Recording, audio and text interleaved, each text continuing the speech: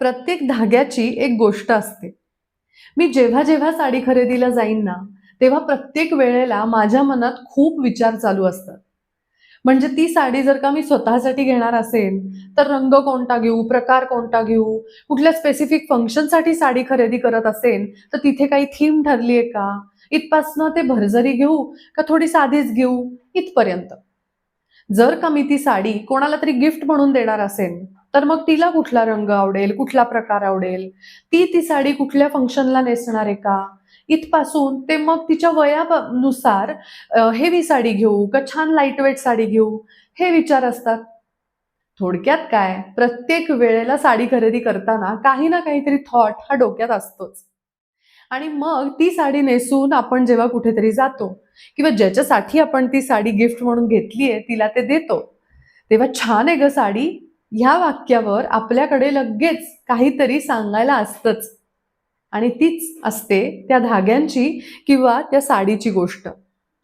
आणि मग पुढची अनेक वर्ष अशा अनेक गोष्टी आपण आपल्या साडीच्या आणि मनाच्याही कप्प्यात अगदी जपून ठेवलेल्या असतात.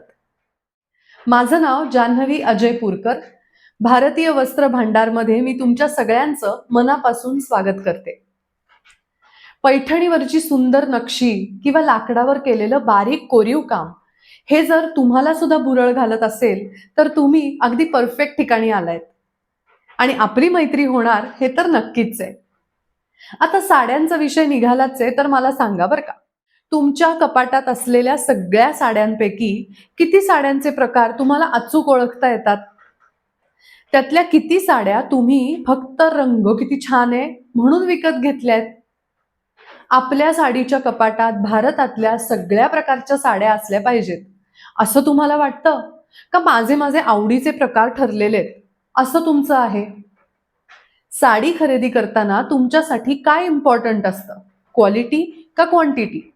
म्हणजे तुमच्याकडे जर का 10,000 रुपये असतील, तर तुम्ही 10,000ची एकच साडी घेता का 3-4 हजाराच्या 2-3 साड्या घेता? आणि सगळ्यात महत्वाचं म्हणजे तुम्ही नीड म्हणून साडी खरेदी करता का? म्हणजेच काहीतरी फंक्शन आहे, तिथे नेसायला छानशी साडी हवी म्हणून खरेदी करता? का माझ्यासारखं वॉन्ट म्हणून, साडी दिसली, ती आवडली म्हणून खरेदी केली? आता तुम्ही म्हणाल, ही काय एवढे प्रश्न विचारतीये?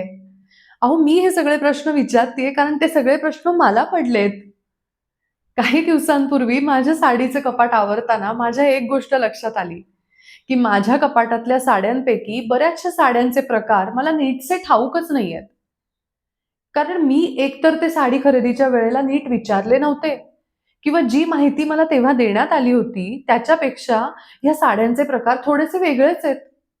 असं का झालं? ह्याचं कारण साडी खरेदीच्या वेळेला असलेला आपला मेन अजेंडा हा आपण हँडलूमच घ्यायचं हा नसून त्या साडीची रंगसंगती किंवा त्या साडीवरचं डिझाईन किंवा साडी नेसल्यानंतर येणारा फील हा असतो. तुम्हाला माहिती आहे का?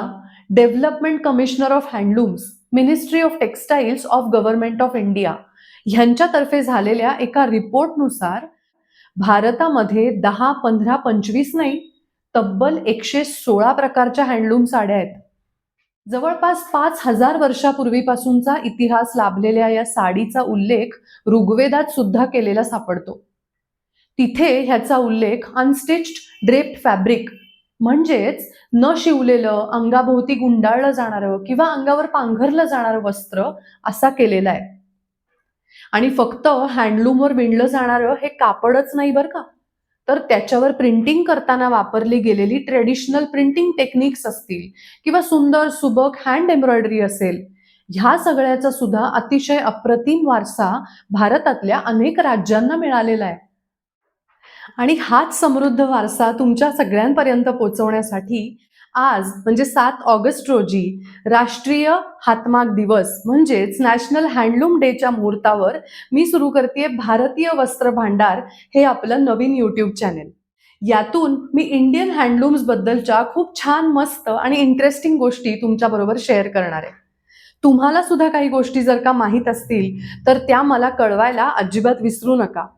कारण ह्या चॅनेलच्या माध्यमातून मी सुद्धा बरंच काही शिकणार आहे आणि एकटीने शिकण्यापेक्षा तुमच्या सगळ्यांबरोबर शिकताना, नवीन गोष्टी माहीत करून घेताना मज्जा येणार हे नक्की.